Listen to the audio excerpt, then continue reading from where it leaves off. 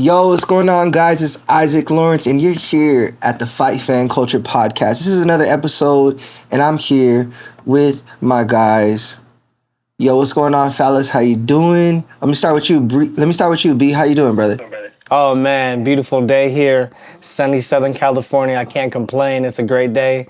And man, just been a bunch of action-packed weekends, so I'm actually pretty excited right now. Adam, we got the guy, Adam ARABY, in the building. How you feeling, Adam? Good, dude, man. Like I said, also in SoCal, also feeling great. Just been, working on some fun projects lately and some fun stuff.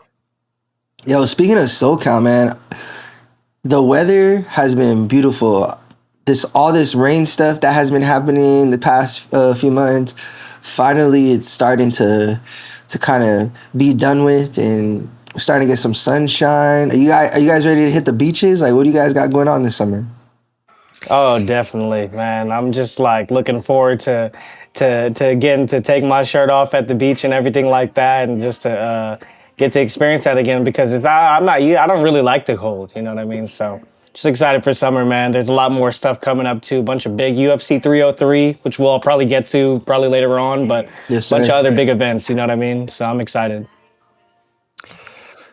Man, same here, dude. I'm excited to go to the beach, but for me, really, it's just mountain biking, dude. Like, that's been one of the hobbies I've gotten into recently. So I'm excited to get to ride some trails out here, out where I live, and honestly, getting to train more, dog.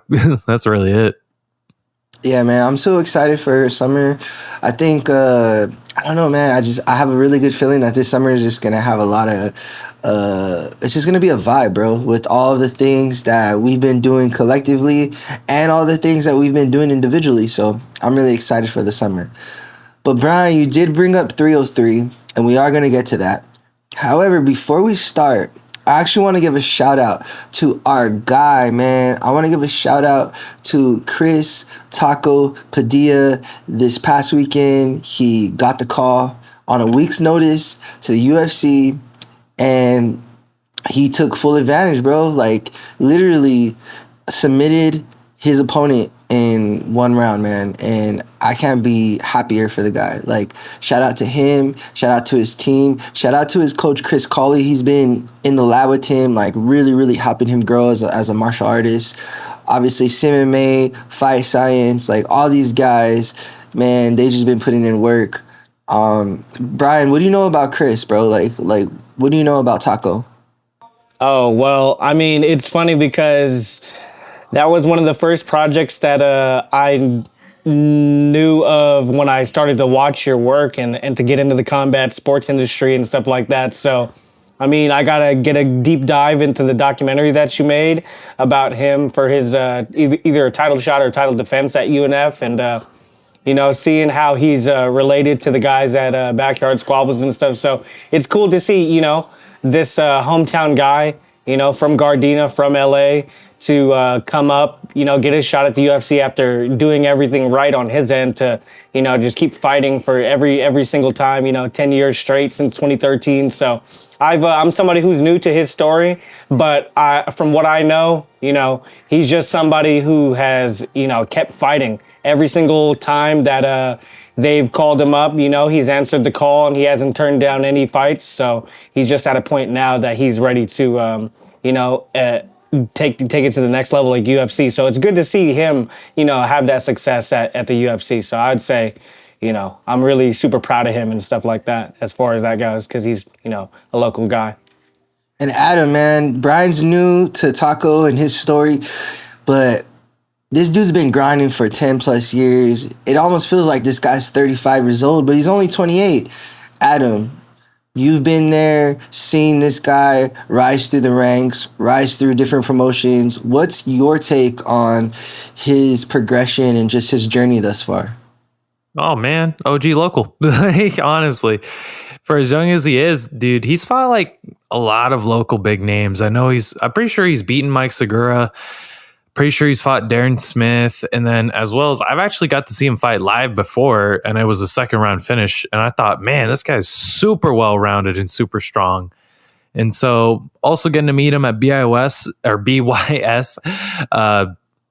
really cool dude, really chill guy, really nice dude. And then, like I said, super athletic, really well-rounded fighter who's just fought the who's who locally and doesn't turn anyone down and willing to fight anyone, anywhere, anytime.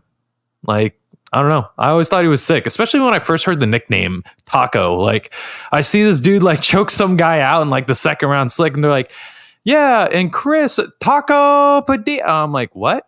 Like, Taco, what? Like, that's the dopest nickname ever. So, yeah, man, can't give him enough flowers. Really great guy.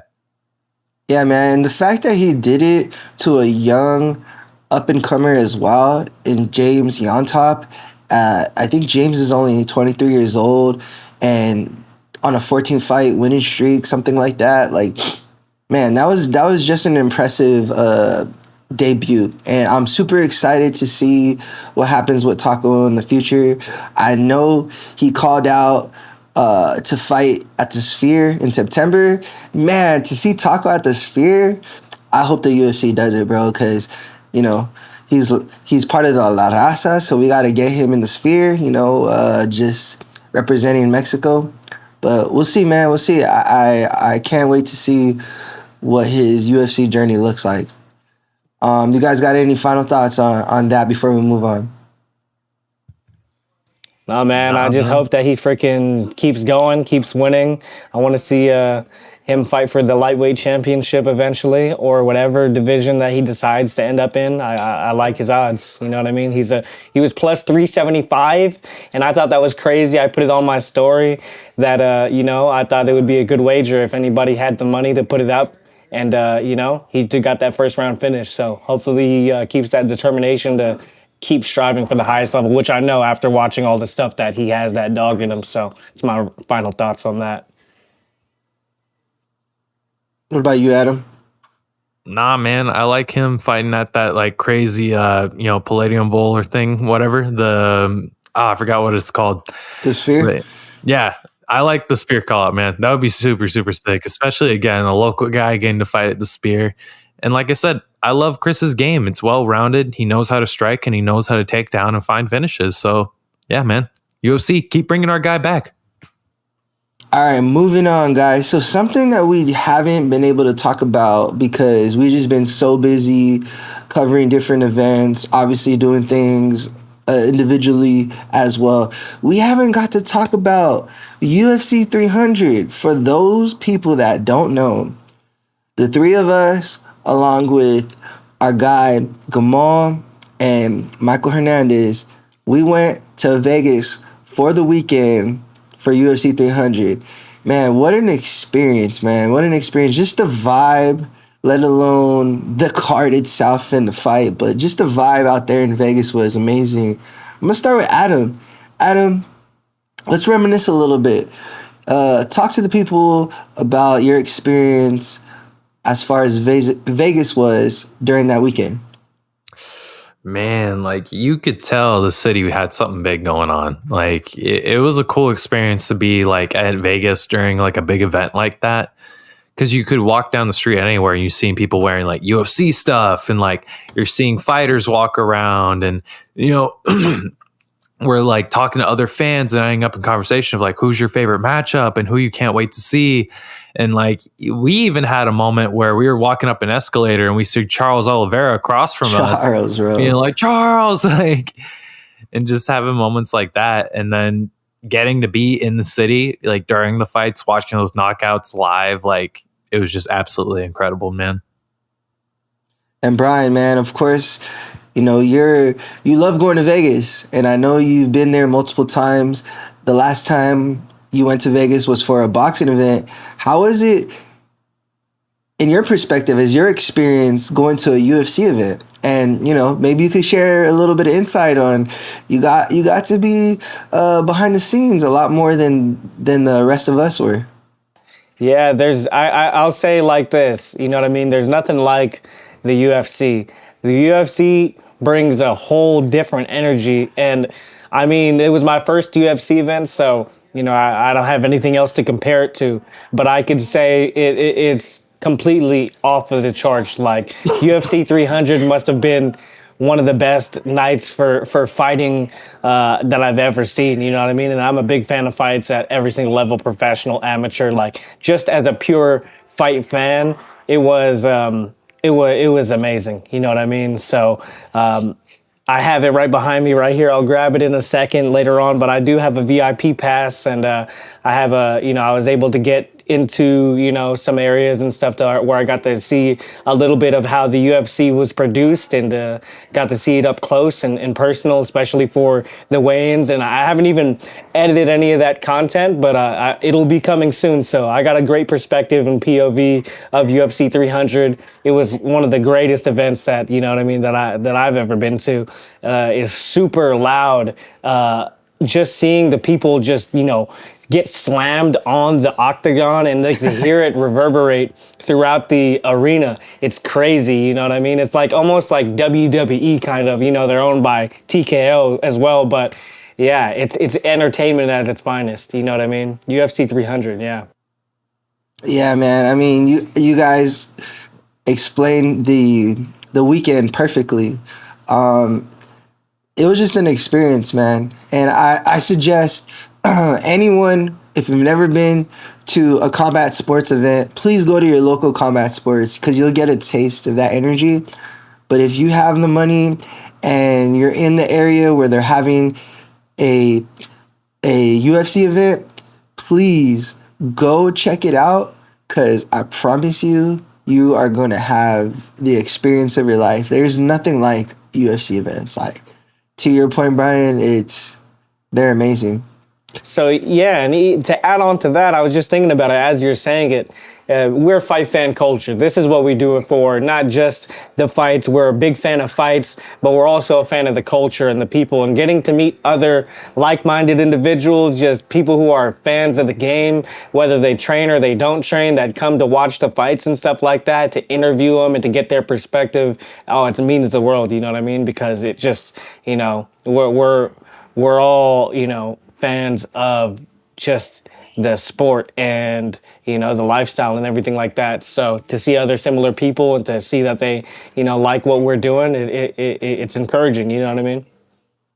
Yeah, man, to your point, and that's something that, I love to bring to light, is just, being around the fighters, interviewing different fighters. Like Adam said, we got to see Charles Oliveira up close and personal. We got to meet Andre Touchafili, and we interviewed him. I got to interview Andre Ewell. Like, there was so many fighters that were there, but it was just an amazing event. But the best thing was to meet the fans, man. Like you said, meeting all the fans and getting to interview them and ask their experience. Man, who are you here to see? How long have you been watching UFC? What's your prediction for this fight or that fight? That to me is like my favorite thing. And like you said, that's what we do it for. We do it for the fans. We do it for the culture. So I'm excited to go back to Vegas, because it's the fight capital of the world, and to just be there and really continue to bring that culture to life through all the interviews and all the content that we produce together. Yeah.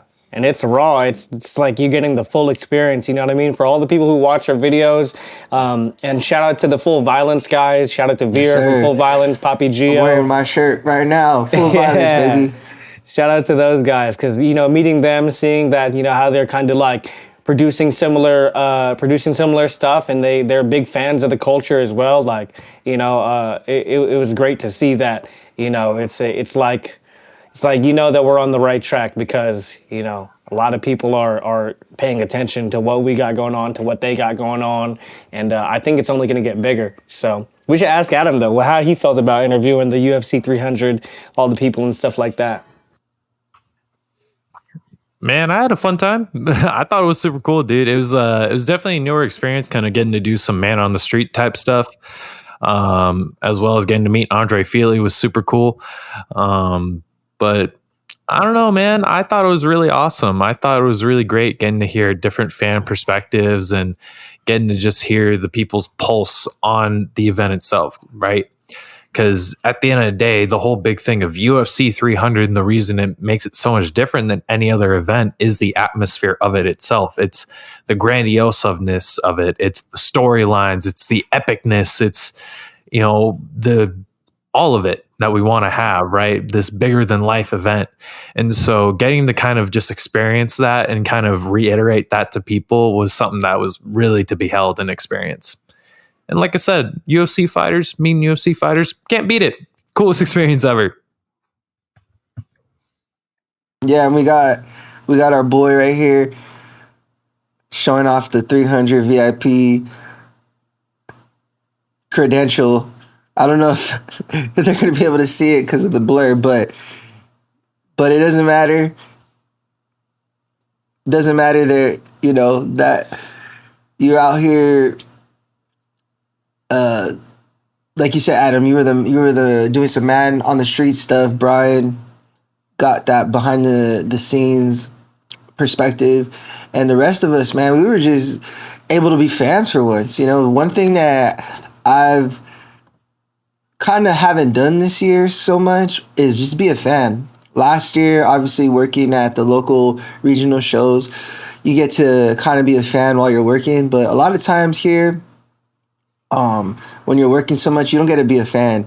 And we did all the work, and this was a card that we were not going to miss. So we went down to Las Vegas. We found like a sports bar that was throwing the event. And not only did we get to see the event, but we even got to meet fighters there, bro. It was like everywhere we went, there was UFC fighters. We ran into Michel Pereira, who's actually fighting. His fight's coming up. We ran into so many people throughout the event. So, man, it was a cool weekend. Do you guys have any favorite things that happened over that weekend? I'll start with Brian, because Brian, dude, your whole experience, man, I'm kind of jealous in a lot of ways. So I'll start with you. Do you have like a favorite moment of that weekend? Yeah, so there's a lot of moments that I could say, but if I were to wrap it up into like one specific thing, it's just being inside T-Mobile Arena during the event and getting to experience like the excitement and the lead up and to see, what I mean? And the way that they hyped it, now that I've, come to terms on how UFC 300 came about, every single card, every single fight on the preliminary card leading up to the main card and everything like that could have been a main event on any UFC fight night for sure, UFC card anywhere. So I would say that was the best part, being inside T-Mobile Arena and feeling like every single fight was the main event. Everybody was just as hyped to see Holly Holm as they were to see Alex Pereira and Jamal Hill, you know what I mean? Max Holloway, and then also see Bobby Green completely annihilate the guy that he was fighting. So, it was an experience, you know what I mean? T-Mobile Arena is also the most high-tech, up-to-date, you know what I mean, arenas. They have all really, really great food. Their VIP lounge is like up-to-date with their views, and it's just like it's really for the fans, you know what I mean? I go to certain arenas, like baseball arenas, and it's like, T-Mobile Arena is doing it right. So I would say that was my favorite part of the weekend, getting to experience the energy, also get to experience the luxury of the T-Mobile and all it has to offer and stuff like that. And I'm glad that they utilize that arena a lot because, you know what I mean? It's a nice place, you know what I mean? Good location, right off of the strip, near the MGM, so can't complain. And what about you, Adam? You were there. I believe this was your first time going to a UFC weekend in Vegas, was it? Yeah. So do you have a favorite moment from that weekend? I mean, I feel like it's the obvious one, but I'll go with the obvious answer. Man, the Max Holloway knockout, dude. Honestly, that was just so epic. I replay that in my head constantly, especially since recently he was just on Rogan talking about it. And man, that's I literally, there's not many times when I get to watch a moment in combat sports live where I'm like, I'm going to remember where I was at and remember that for the rest of my life. right? And just Facts. that moment in history. To this day, I still think about that knockout constantly of just the probability, right, for the BMF belt. Even I had my doubts, being a big Max Holloway fan, being like, I just don't know if he can beat Gaethje. I don't know. Not a guy this dangerous, not a guy with all the pressure against him, not a guy in a win or lose scenario that pays off really big to his credit or hurts him in getting a title shot. And he's proven to be super dangerous. So the stakes were really high for Max.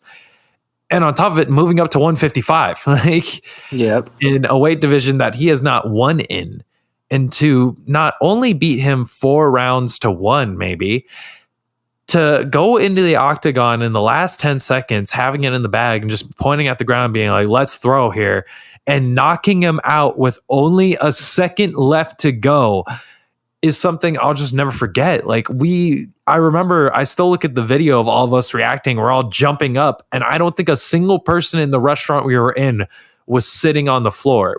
Everybody was stood up, hands on their head, just in shock, screaming, just couldn't even make sense of what we just witnessed.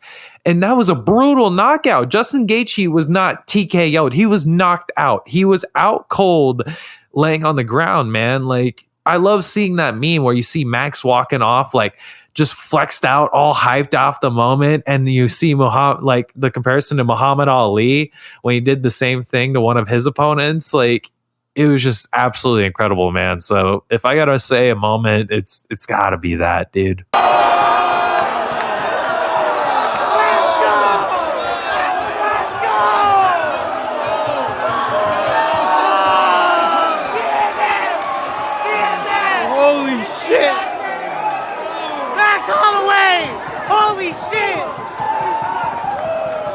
Yeah, no, that was an incredible moment. I'll never forget the Hawaiian dude behind us being like, like right behind us. I was like, hell yeah, dude. Like, this is so sick. Dude, and then I don't know if you guys watched them, but the cool thing that I like to watch is I'll go on YouTube or on TikTok or whatever, and I'll type in reactions, and there's so many compilation videos of specifically like people from Hawaii, because obviously Max is Hawaiian, and they're just going crazy, bro. They're having like barbecues and stuff, and then it happens and you just see everybody just So that's super cool, man. I'm a big Max Holloway fan. I'm not Hawaiian, but that day I was Hawaiian, bro. I'm not gonna lie to you. But man, my favorite experience, my favorite moment, I think for me, my favorite moment was being able to go to the ceremonial weigh-ins. And I think for me, obviously the card, watching the actual fight was awesome with you guys and everybody in the restaurant. But being able to go to the ceremonial weigh-ins and get to feel the energy and see everybody face off right before they're going to fight the day after, for me, that was amazing. I thoroughly enjoyed the whole spectacle.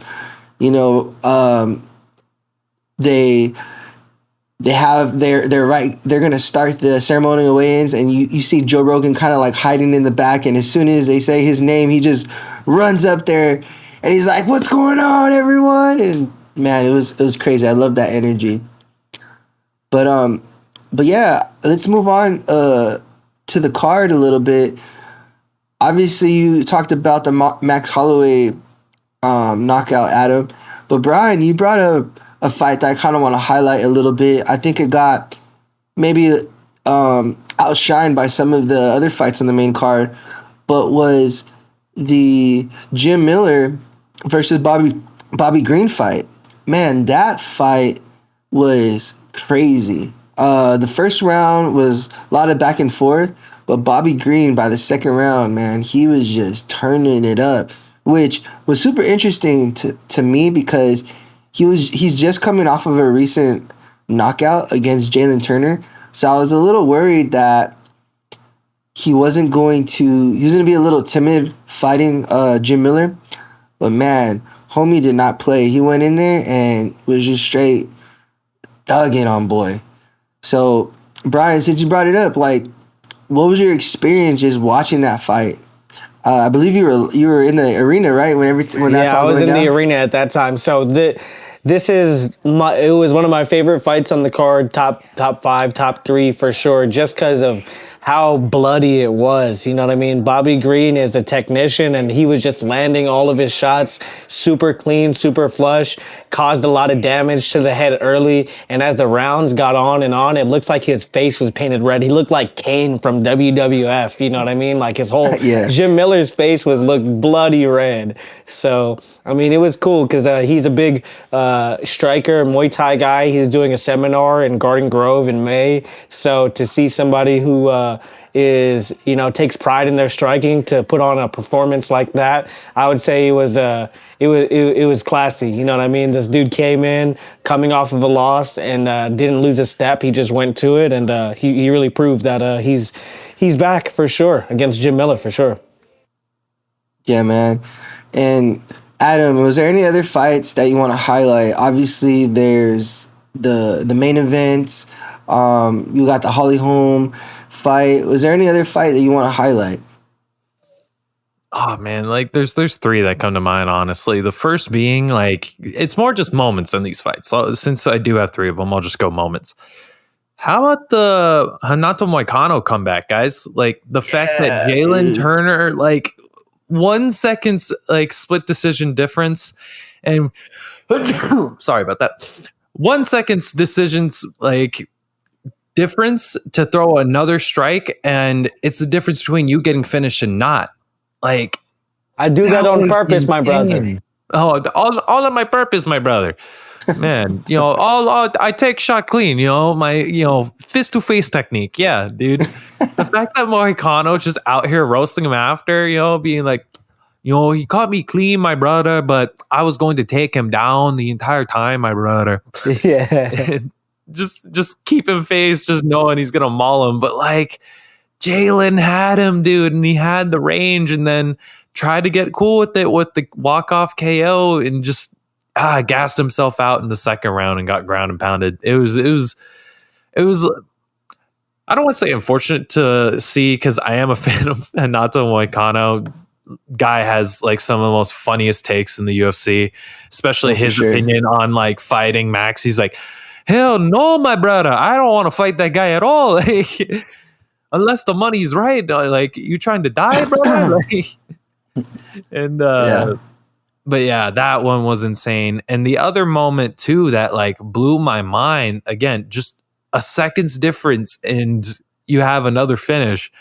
How about Yan Xiaonan getting choked unconscious? Like, yeah, I was rewatching that the other day, and I was thinking in my head, I was like, oh yeah, how did that not get stopped? Like, she gets up and she doesn't know where to go. You see her, and she's wobble-legged, you know, like she's on skates. She went out and then keeps fighting more rounds. And this is a clip right here. Did she use smelling salts? Did the coach use it on her? Is that what made her wake up? Because that was a freaking savage fight. And I think that she was definitely out. Like, she didn't even know what corner she was at when she got up off of that choke. So, yeah, I don't know if that's super thing. Yeah. To add to that, and I want to get your take on this since you brought it up, Adam. There's a lot of referees, man, in the game. And we, as fight fans, kind of regard some a little bit higher than others. The referee who was refereeing that fight was Jason Herzog, and Jason Herzog is like legit, bro. He's one of the most consistent referees, and probably I would say maybe even top 5 of all time in the game. So, did he make the right call? I mean, obviously the end result didn't really matter, but did he make the right call and not stopping the fight? What do you think, Adam? Yeah, I think if the only thing I would have maybe liked, but then again, I don't know the official rules or commission on this, at least a medical check-in to at least know that she's good to continue to fight, because they didn't, like I said, she was just wobbling around and they were just like, all right, you know, her corner's got him, right? And, but at least being able to check, like, are you good to fight? Do you know where you're at? Do you know what situation is in? Almost kind of like a concussion protocol. Probably would have been helpful, but I will say the fact that she did come back to it and was able to at least try to get some ground back in the fight. It was the right call. But if she was out and very clearly not functioning, then yeah, we'd have a little more controversy. But yeah, man, I think I even said to you that day how much I really like Jason Herzog as a referee, and how he's like, oh yeah, he's got like a really good record refereeing. I never hear him in any controversies ever. I don't think he's like gets enough credit, and I'm standing here a little bit corrected. Well, at the end of the day, the right person won the fight. I think it would have been more controversy if Jan would have ended up winning the fight. Then we got some explaining to do, but I guess Jason got off on this one. But speaking of controversies, and not to go into your third moment, I don't know if this is your third moment or not, but Adam, I also want to get your perspective. What about the Herb Dean stoppage of the Jamal Hill low blow? How you feel about that? Because Jamal Hill's now over here talking about how that changed the fight in a lot of ways. My guy Isaac out here with the smoothest transitions in the game. That was my third moment, dude. That was just awesome. I understand the point that Jamal is making. And again, I was listening to it today, Max Holloway talk about that moment, and him saying that, hey, Herb stopping the action kind of threw him off his game, and that he was winning the fight before then, implementing the game plan that he wanted, keeping him out of range. And I don't want to say accusing, but kind of making it seem like Alex kind of took advantage with the little crow hop he had in stopping him. I mean, he did take advantage, kind of, right? Yeah, but is there a rule? Like, again, comes back to Herb, but Herb's got to push him back, man. But how often also, and I like the point that Max Holloway made, like, how often do we see a low kick in a fight where you see the fighter kind of just circle out away from the guy and the referee doesn't step in, but he says he's good? Yeah. That happens too. The difference being this guy moved forward. And it's a little bit, there's a saying in boxing, protect yourself at all times. It accounts to mixed martial arts as well. So the unfortunate part here, whether Jamal wants to admit it or not, he did not protect himself at the right time. Do I think if they had a second fight, it would be just as quick of a knockout? No, I do think it would be more competitive for the rematch. And I do hope to actually see a rematch someday, just from, I think, the drive that Jamal has now to get back to the title. Yeah. But at the end of the day, hey, man, the guy who got fouled won. Like, this would be a different story if, let's say, Alex Pereira got hit in a low blow and then got knocked out and Herb didn't get there quick enough to stop it. We'd be talking this in a different light. Instead, we're talking about a cool moment where a guy took a low blow, just stopped him like Matrix, like some kind of crazy Aztec warrior, and just like beaming his opponent down, ready to kill him in a second. Knocks him out with like one incredible kind of left upper hook, if that's what you want to call it. I don't know how to describe that perfect kind of shovel punch he had, to having one of the greatest meme moments ever in this. Like, I see the argument Jamal is making, but by the same token, you got to protect yourself at all times. And you can't blame the referee not doing enough when, you're in there and you got to stay sharp with one of the most dangerous punchers in the world right now. Facts. Brian, I just got to say one thing, bro. Chama. Hey, Brian, but I do got to follow it, man. And I want to get your perspective. You were there with us when the knockout happened. All of us are over here screaming our heads off. I don't know if you heard, but Jamal is actually going to be fighting on 303, which you mentioned earlier about the Conor McGregor coming back. 303. He just got knocked out, man, April 13th, and he's going to be fighting June 29th.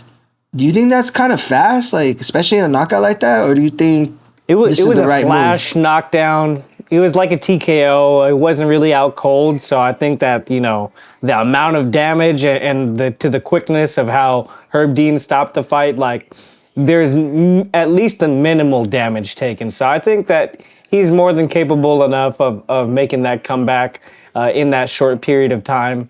And to backtrack a little bit, just to kind of like to add my 2 cents on that whole, if he got an advantage, I think we have to examine like how egregious, if there was an advantage, how much of an advantage. And I don't think that there was much of an advantage if you really look and break down the sequence of him throwing the left hook faster than him throwing that, his right hand. So I think that he just got caught by one of the best punchers in the game right now. Yeah, I mean, and to add to what all of you guys are talking about, not only has Alex just been on his A game ever since the Izzy knockout, but Jamal's coming off of an injury that not a lot of people come back from, especially as quickly as he did. So I also thought his body looked a little soft, and you kind of don't want to judge people on the way that their physique looks regarding their conditioning and if they're ready, but compared to previous fights, he did look a little soft. And I noticed that right away because I was doing the editing, like all the Photoshop stuff for the predictions and this and that behind the scenes. So when I was looking at the new photos that had just came out versus the old photos of the last time he fought, you can definitely tell there was a difference. He did look a little softer, a little bit heavier, chubbier. So hopefully this fight against Khalil Roundtree, that's going to be at 303, hopefully he's going to be a lot more in shape, a lot more prepared, continues to just work on his craft, and he'll look more of his old self going into this next fight. But moving on, fellas, since I brought up 303, let's go ahead and talk about that. Conor McGregor returns to fight Michael Chandler. We had the TUF 31. Almost feels like it was like 2 years ago. I think it was like a year and a half ago at this point. And what do we think about that fight? Michael Chandler hasn't fought in 2 years. We haven't seen McGregor in the ring or in the cage in over 3 years. I'll go with you first, Brian. What do you think about McGregor and Chandler fighting in June? Oh man, that's gonna be an action-packed fight. I'm happy to see them both back. I saw a picture recently depicting all of Michael Chandler's last 5 opponents, and they're all super tough former champions. So I think he's battle tested, and he has just as good a shot considering the time of the layoff. I don't know if ring rust is going to be a thing for McGregor or for Michael Chandler, but I definitely got McGregor. I'm excited for the fight to see him return and everything like that. But that's pretty much all I have to say about that. I'm excited to see them both back. I think they're both, have a great resume, and this is going to be an action-packed fight. That's what I expect. Yeah, I agree, man. What about you, Adam? What's your thoughts on McGregor coming back to fight Michael Chandler? I mean, man, excited, expected, not as excited as I was years ago is the best way to put it, man. Like, for the casuals, incredible. Great to get eyes on the sport. Great for everyone who knows McGregor. When I kind of got into MMA, it was kind of during his era that he kind of brought and started to bring MMA really into the mainstream. But I'm also watching a guy who's over the hill, who I haven't seen win in years, who broke his leg, who is rich now, trying to act like he's still this crazy prospect and the animal he once was. And, it's just... there's a lot of other fights I'm actually excited for, is the best way to put it. It's incredible to see Conor McGregor. It's, you have to respect him. He's one of the most iconic figures, not even just in combat sports. I'll say in sports. He's one of the most iconic figures in sports. And so it's incredible to see him. Do I think we'll see him again after this? Honestly, no, man. This might be the last time we ever see Conor McGregor take a step into any octagon ring or anything, man. And so I'm going to enjoy it while it's here. Am I going to buy into any potential hype he's going to say? I'm going on for a run, I'm going to the title and things like that. No, I'm not. Fool me once, right? Shame on you. And but fool me twice, and ain't gonna happen, Connor. Sorry. I saw Roadhouse, the remake. You did a good job acting in that, but I don't think you're tricking me with that act. And but it's gonna be incredible. It's gonna be awesome to see the atmosphere of it, and just the lead up is gonna be absolutely awesome. What I'm really curious is the mindset Connor's gonna have. Is it going to be Conor versus Habib type Conor? Is it going to be Conor versus Cowboy, who's going to be super nice? Is he going to trash talk? What are we going to see? So it remains to be seen. What's Isaac's take, though? I want to hear Isaac's take on the fight. Who do you think is going to win? And then, what do you think of the result? What should we expect? Yeah, man. I'm going to tell you this. Well, first off, real quick, speaking of Roadhouse, I hope when he finally comes out, he comes out looking like Knox, his character. He's just like, "What's up, fellas?" Like in the movie. That'd be super funny. But to answer your question, I gotta bring it back a little bit, bro. Adam talks about becoming really into the sport right around Conor's rise, and I gotta admit, so was I. I had been watching UFC when I was in high school. I graduated 2010, but I wasn't like a super fan or consistently watching it every weekend. But right around the end of 2014, beginning of 2015, right before Conor fought Jose Aldo, I started getting really into the sport because of Conor McGregor. And to think back, Conor made his debut, I want to say it was 2013, and now we're going into 2024, pretty soon 2025, and he's going to be already 10, 11 years in the game in the UFC. To me, that is just bananas to think about how long this guy's been in the sport and how he's still just an icon, right?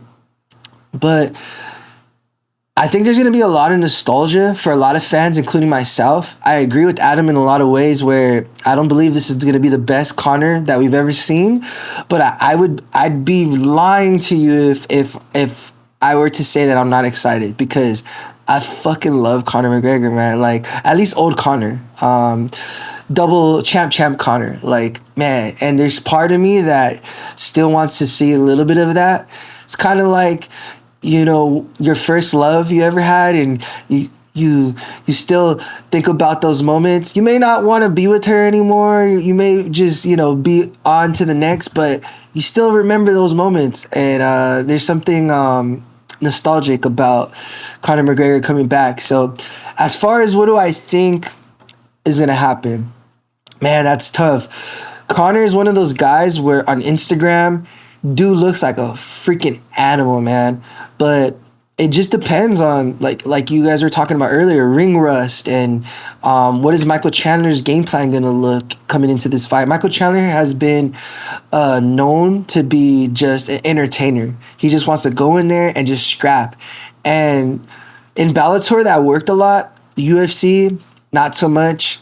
Especially with the high-level guys that he's been fighting, the Justin Gaethjes, the Dustin Poiriers. But with Conor McGregor, it just depends on how sharp Conor looks. Like, if he's able to just have some of his old self back, where he's just fast and sharp and he's able to just touch Chandler on the chin, then I think it's going to look relatively easy for Conor. The concern I have is Conor hasn't been in the ring or in the cage, and he's coming off of an injury, plus all of that muscle that he's gained over the 3-4 years that he's been adding, right? He went from a 145-pound fighter to 170-pound fighter, potentially, talking about fighting at 185, and he's added so much muscle mass over the past 4 or 5 years that speed, I don't know, is going to be there. That reaction time, that speed, because he's going to be moving so much muscle mass. Now, granted, he has looked like he's slimmed down over the past 6 months, getting into fight shape. But I don't know. I think honestly, it's really tough for me to make a prediction. My heart wants to go with Conor, but on paper, you probably got to lean towards Michael Chandler. I also want Conor to win because we got Max Holloway with the BMF title, and that's a loss that Max Holloway really wants to get back. So imagine Conor McGregor and Max Holloway fighting for the BMF. Come on, man. Like, bro, that would be so I know we're over good. here playing fantasy, and I'm making up all these scenarios. What if this? What if that? But as a fight fan, how do you not want that? So that's kind of where I'm at with it. But speaking of Conor McGregor, I got 2 more hot takes. First hot take, the tickets to even get in the stadium are even more than what UFC 300 were. And UFC 300, from like Brian, you were talking about, from top to bottom, every fight could have been a main card on a fight night. That to me is wild. That's the red panty McGregor effect right there. And second take, man, did you guys hear over the weekend, Conor McGregor is now a part owner of BKFC, bro. Oh my God, that is big news. What do you think about that, Adam? I want to start with you. Conor McGregor now has his hands in BKFC. What's your take? I mean, I'm a bare knuckle boxing fan. Like, I do enjoy it when I do see clips of it. Am I the most immersed in the sport at all times? No, but every time I watch it, I'm like everyone else. I can't keep my eyes away, dude. I gotta watch because this thing is just insane. And so the fact that they get a big investor like Conor to partner with them, to only just throw more money at the production to help it grow for even more potentially bigger matchups. Like, you look at some of the people they've gotten, and they've gotten some solid names, dude. Luke Rockhold, Mike Perry, Thiago Alves, Eddie Alvarez, Michael Venom Page. You have Ben Rothwell just fought. Yeah, Ben Rothwell, Todd Duffy. Like, the list goes on. Luis Palomino. Yeah, dude. I'm there's even more that escape me, but yeah, no, I think it's absolutely awesome. I really can't wait to see what it does, honestly, for the matchup side of it, and to see what big names they can really get, especially with having such pull with a guy like Conor behind them. Yeah, I agree, man. What about you, Brian? I know you're still new to the combat sports as far as MMA and bare knuckle in a lot of ways, but I mean, Conor McGregor is now going to be a part of BKFC. What's your take on that?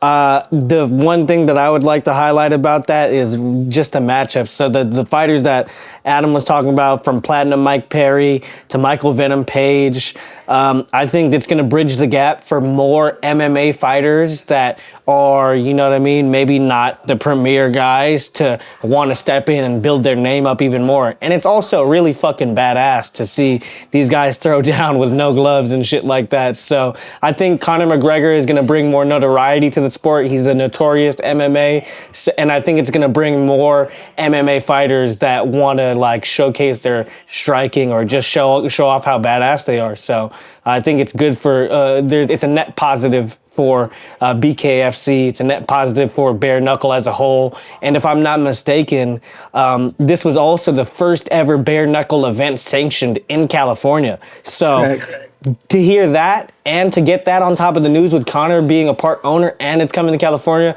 this just means there's going to be more shows. It's going to be more nationwide, and I'm here to see it. You know what I mean? I'm happy to be a part of the initial wave of seeing how it's growing. You know what I mean? Yeah, guys, I mean, I couldn't have said it better myself. I'm super excited. I actually got to go this past weekend to the BKFC. I think they named it Knucklemania 4. We got Platinum Mike Perry with Thiago Alvarez, or Thiago, it's Alvarez, right? Alves, sorry. I don't know why I was pronouncing his name like that. Alves. But yeah, man, like, it was Thiago's retirement fight. He actually came out of retirement to fight Platinum Mike Perry. Unfortunately, didn't go very long. I think it was within the first minute, Thiago got dropped and then they called off the fight. But Brian, to your point, man, this was the first bare knuckle fight ever sanctioned in California. California, New York, they're one of the two commissions that they're really, really strict when it comes to combat sports. Obviously, it's been hard to have the UFC in these commissions for quite a while, but now they're starting to come around. And for the first time ever watching this live, bro, it is crazy because imagine all of us here, we're all combat sports guys. We love MMA. But the one thing that we love about kickboxing and Muay Thai is just striking. Like, obviously, we could love the grappling side of MMA, but a lot of casual fans might not, and even some fight fans might not be so excited on that part of the fight game. But when you got two guys that are in there, they could clinch up, and they got no gloves, and they're just throwing bombs. We got 5 2-minute rounds, bro. I could see the vision. I could see this blowing up. Now you got a name like Conor McGregor, who's the biggest name in combat sports, probably of all time, with the exception of, like the Mike Tysons of the world. But as far as the new age, he's like the new Mike Tyson of combat sports. You got him now being a part of this sport. It's legit one of the most exciting sports, and I never really realized that until I watched it live. Watching it on TV, yeah, even that was exciting, but it didn't have the name value. But now that Mike Platinum Perry is just a big name in combat sports in general, let alone BKFC, man, I can only imagine what the future is going to look like. I'm really excited to see them go to Vegas and make a splash there. I think that's going to open a lot of doors. They did announce that there's going to be a fight at the Pachanga Casino. I believe it's going to be either June or July. So this summer, they're doing another event there. So you already know Fight Fan Culture is going to be there. Oh, yeah, so, we there. Hell yeah. But yeah, man, I'm super excited. BKFC, great event. And shout out to Vinny Fam. I don't know if you saw him or got to talk to him. He won his match. He's somebody that's a local guy that I chopped it up with in the DMs a little bit. Maybe you might be doing some content eventually, either, you know what I mean, in the future or something. But he's a guy to look out for. He's a scrappy dude. Vinny Fam, shout out to that guy. Shout out to you getting your dub. And that was cool. Yeah, man. No, there was a lot of good fighters, bro. There was a really good fighter named Tommy Aaron. He's a local guy. He's out of I believe the Bay Area, the LA Bay Area. Really, really good fighter. David Diaz and Shane Jordan went to a draw. David Alnacio Diaz, man, this dude is an animal, bro. Dropped Shane in the fight. Personally, I thought David won 3, 4, and 5, but that fight got fight of the night. Amazing fight. If you haven't watched it, go watch it. And shout out to David. We're actually going to be doing an interview, potentially a podcast with him coming up. Just an amazing fighter. Another local guy. Man, so many local dudes just starting to make a name. Taco, David, Tommy, all these guys, man. So shout out to them. But yeah, we're going to wrap up the pod. Adam, is there any other things that you kind of want to touch on before we wrap it up? Anything at all? None really, man, other than maybe I guess I got to say Ryan Garcia shocked the world. Oh, yeah, man. I forgot about that. I saw fight, that bro. coming. Yeah, that was really it. That was the last thing I wanted to touch on. Just what a genius play. He had us all fooled, man. We were all doubting him. I'm going to go out on a limb here. I'm pretty sure did anybody not have Devin Haney?